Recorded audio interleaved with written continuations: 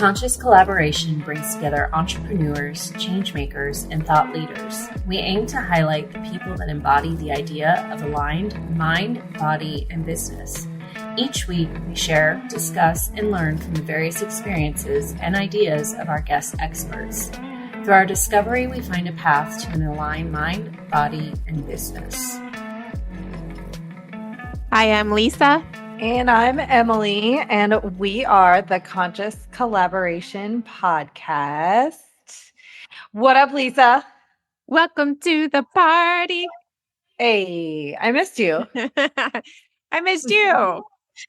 I bet you did. Yeah, I was immersed in nature. That's actually a perfect intro for our topic today. We didn't even do it on purpose.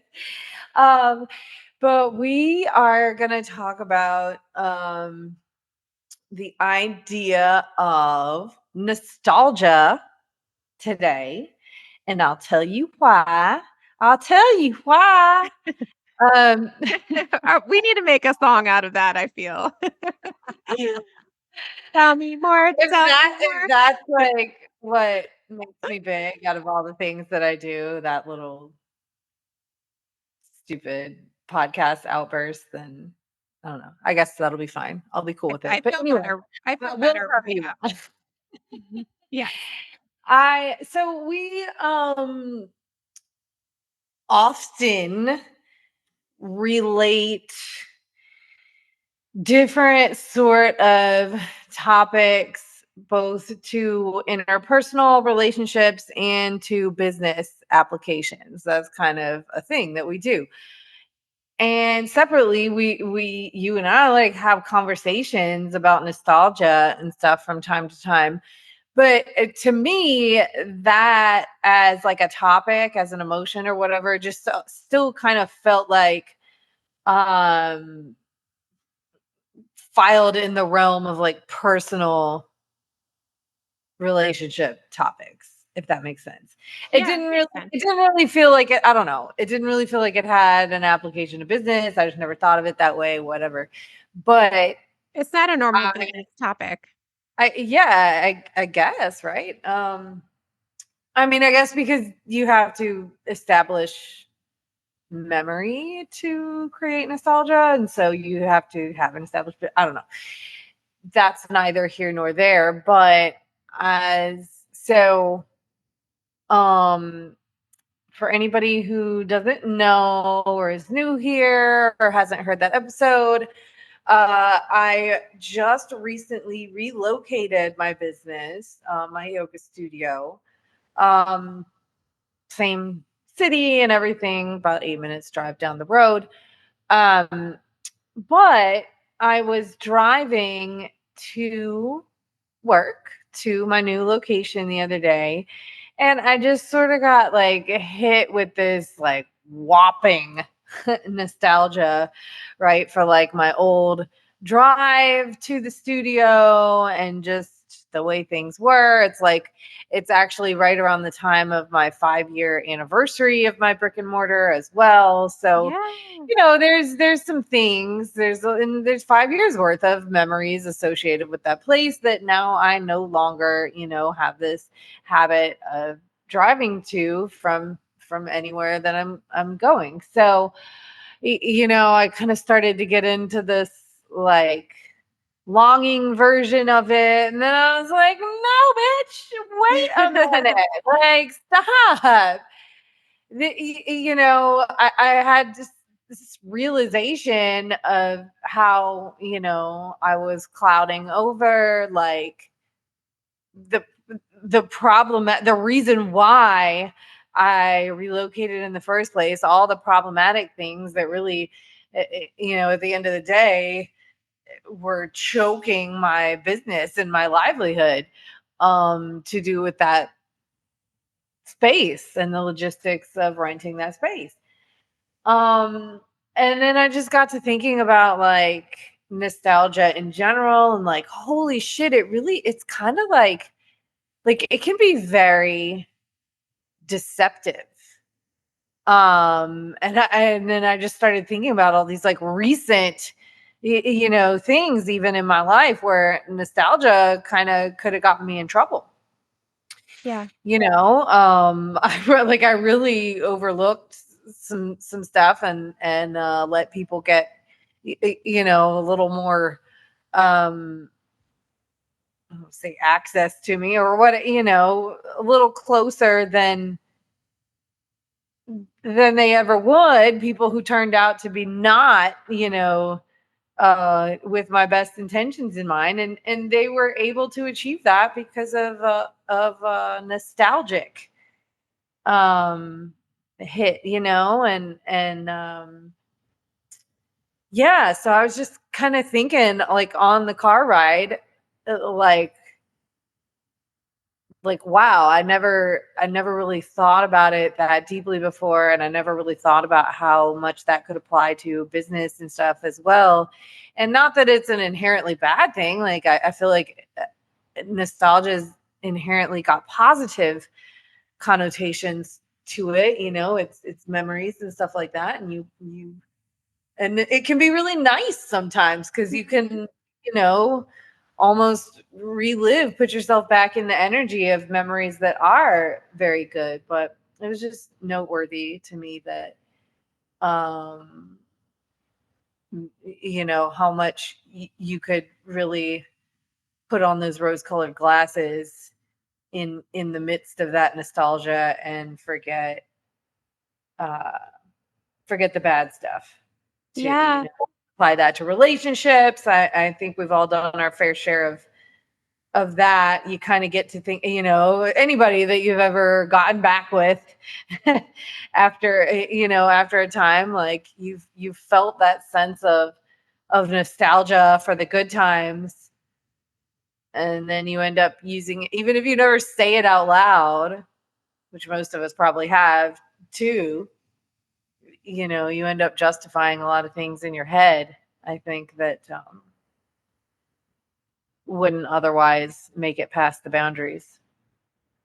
Yeah, I liked it when you said and you used that analogy of seeing things through rose-colored glasses and really just getting into that comfort zone or clinging to the positives or what you perceive to be the positives.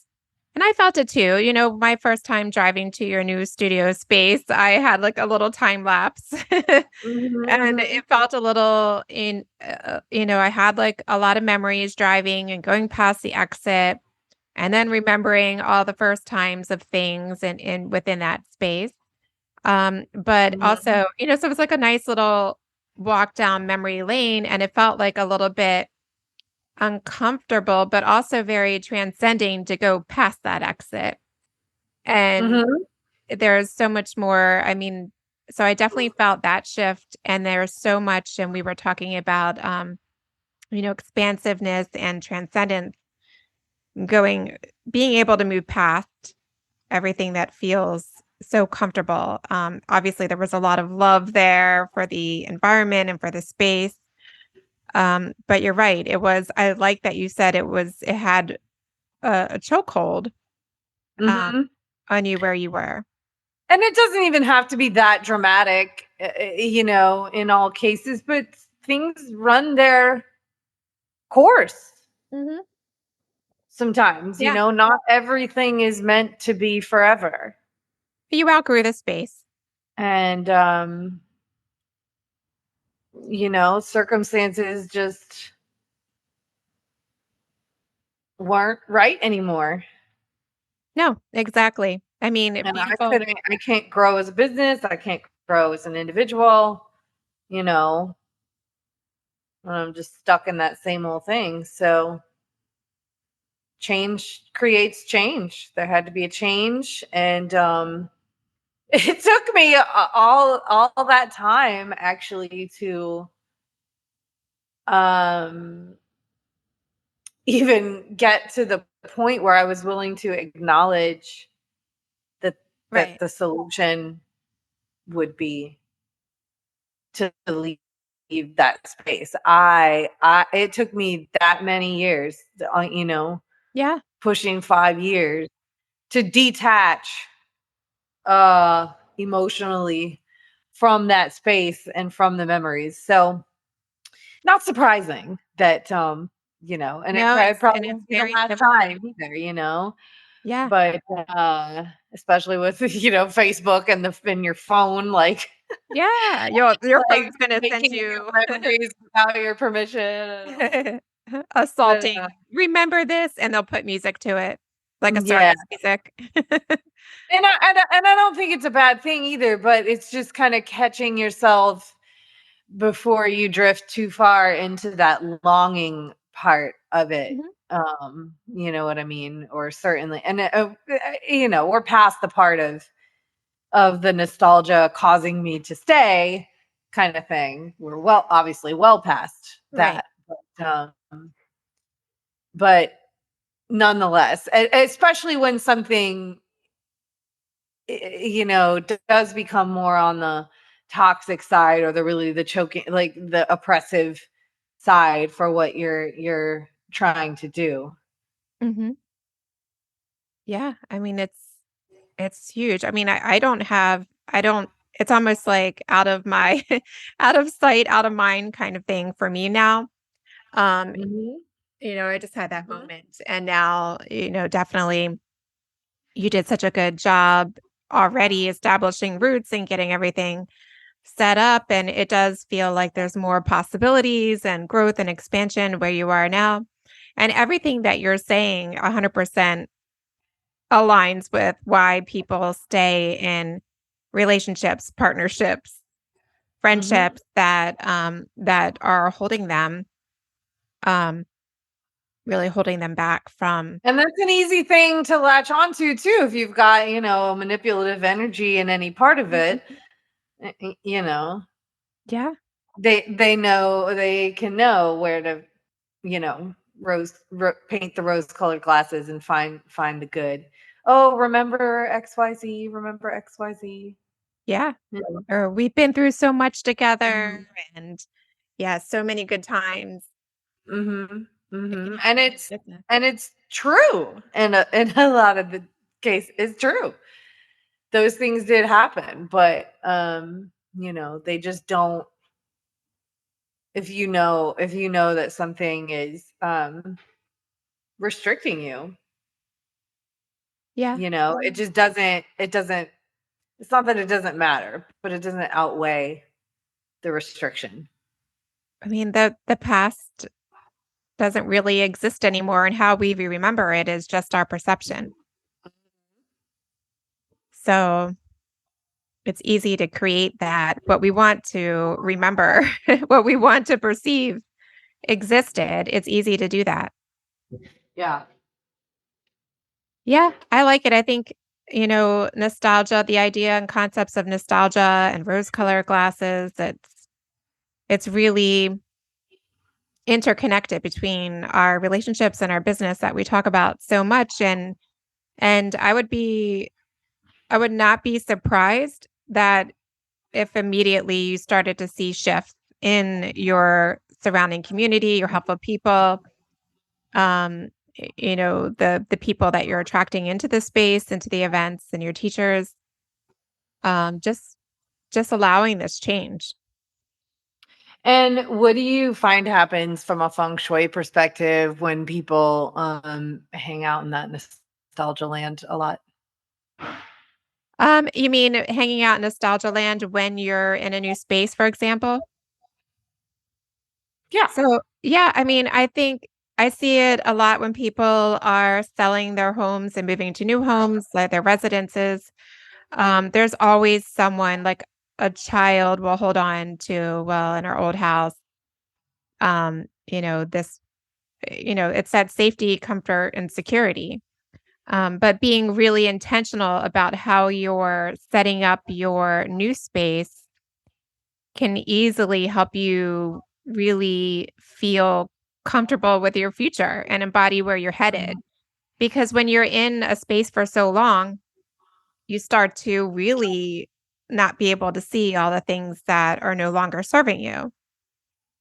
There's things that need repair, there's, things that you've forgotten. And then when you have that opportunity to move and to reestablish in a new space, um, it's like your new self. I mean, I think that's great. But when people have that nostalgia, that trying to hold on too much to where their previous residence or space was before, they're going to find for example, their furniture doesn't set up the same way in their new space, but they're trying to recreate it and they're stuck on the way. Well, this is the way it works. Um, things aren't going to function and flow in that new space because you're holding on too much to the past. And that's going to show up and manifest in your life and your work because things are going to feel like they don't work. Mm-hmm. But we threw away so much stuff. Yeah, that's a good thing. So much stuff. If I had to think about it for more than like a split second, it was gone. And this sounds really simple, but I think just intuitively it feels like some of the one of the biggest feng shui applications we've done so far, but everything that could be like we've like washed everything. Yeah. Not only the things that can be laundered, we did have somebody take home like all the bolster covers and pillowcases and anything that could be laundered. Had them do that, took home all the yoga mats and props and washed them. But I also like washed the walls in here and the floors, the trim. And that really just felt like the energy started like whooshing through the place as soon as absolutely. Yeah, and you're moved into a place that's freshly painted, everything is clean, everything is reset, and that's exactly what happens in a space. That's why space clearing is important, but also in the practical sense that everything is being cleaned deeply because you're clinging onto stagnant energy the more that you let that like things collect in the corners. Like you said, like even in the upholstery and the fabric, to the walls, to the paint. There's another song. And ironically, to the walls. Yes.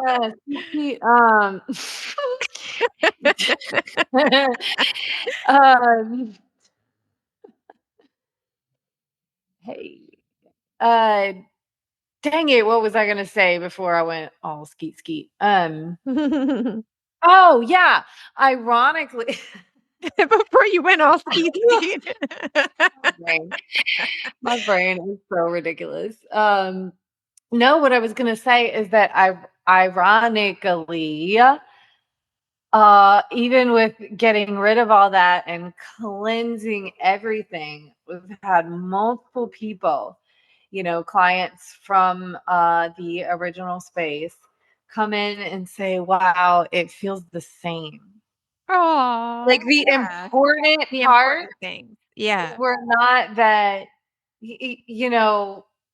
I'm sure you can attest to it. The feng shui is not like that. I'm just going to use the couch to name an item. Right. Couch in here, but not that the couch is in the same place as it was in the old house, but that the couch is in the place where it best, helps exactly flow through that space. So it was like even getting rid of a bunch of shit, like the important part of the energy of the space were retained. Yeah, exactly. That's exactly it. So, people do cling to, everything as simple as like, well, you can use the same furniture, you can use elements from the space that you had before, but people cling to the setups just to simplify it, the setups that they're used to.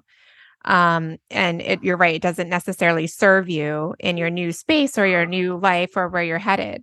And if you are clinging to something to where it's impeding how you work or function or how you're receiving people or energy into a space, it's going to block. And then you get the stagnation. Um, so it's, it's the form, function, and flow side of feng shui, but it's also your personality and your reputation and your everything that you built, all the foundations of your business that's being projected and felt. So Word. that's what people are feeling when they say it feels like the studio that they knew, that familiarity.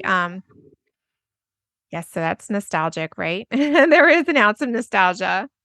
Yeah. Well, and it, like I said, it's not like a bad thing. I think it is good to experience that sometimes. With truly good memories and things like that. I think we just I think the level up and the takeaway from this is just to bring that extra layer of self-awareness to it and make sure that it's not ask yourself, okay, is this affecting like any decisions I'm making, and is this holding me back from Yeah. anything? Yeah. That could be literally anything. I mean, it even applies to people that are working for others or in corporate environments where they stay Mhm. comfortable in a position or, Mhm. because of the nostalgia and the good times that they had. Right. Um, Even just like your like that. coworkers that you Your like or whatever. coworkers are familiar. You know where the coffee is. It's, Mhm. you get in your routines of life. Coffee's important for people. Mhm. Mhm. And, just your routines of life and your traffic and knowing your patterns. So it's hard to let go and say, you're ready to, let go of that so you can welcome in something that's totally unfamiliar, but, probably allows you, it will, not just probably, it will allow you growth, to do that, to like, it's like doing, monkey bars or like, letting go of what's behind you to grab on and move ahead. Um, it's scary and it's hard, but you know, you will grow and get stronger and better. It's that, whole um transcendence concept. We hold ourselves back when we start to feel that, clinging. Yes. So be self-aware with it. Have your nostalgia, eat it too, but be self-aware with it. Don't let Mhm. it hold you back. Don't let it keep you somewhere that you don't need, that is past its expiration date for any reason. Yeah. And especially if you're hearing repetitions and people are telling you, hey, look at this opportunity, this new space, or, asking you questions around something, if it's repeating, probably something to pay attention to. But everything happens at the perfect time. I mean, I think for you, this all happened in perfect timing. Mhm. Everything does. Can't wait to see what happens. So, Everything does. are you ready to take this inside of the Facebook group? Take it to the group. Okay. A second, like singing outburst today. Second or Yeah. third. I like that. I like it when we do that. I've also Yeah. got So, some, I don't know if the folks at home can hear the like whole demo work going oh, on. They just like to come when I'm teaching a yoga class or recording a podcast. yeah, I thought that was people dropping weight in the background. I was like, wow. Yeah. No. Well, I think this is great, a good discussion, and I am proud of you for just taking that leap. And I love seeing what you're creating. I think we should share more. I know you've shared it inside of the group, and definitely we should share more. So if you want to join us, come find the link included in the description to join us in the Conscious Collaboration Collective. And you can follow us on all the social media as well too. So See you in 5. Talk to you in 5. Talk to you in 5. Holla. Bye. Thank y'all so much for listening to our podcast. If you haven't yet, please be sure to subscribe, rate, review, and share with all your friends so they can join our circle of collaboration on this journey. You can find us on Instagram at Conscious Collaboration Podcast, on Spotify, iTunes, and Audible, to name a few. Please join us next time for another deep dive into how you can live life in more alignment, mind, body, and business. Send us your questions and comments in our DMs or email us at consciouscollaborationpodcast@gmail.com. See you in 5 minutes.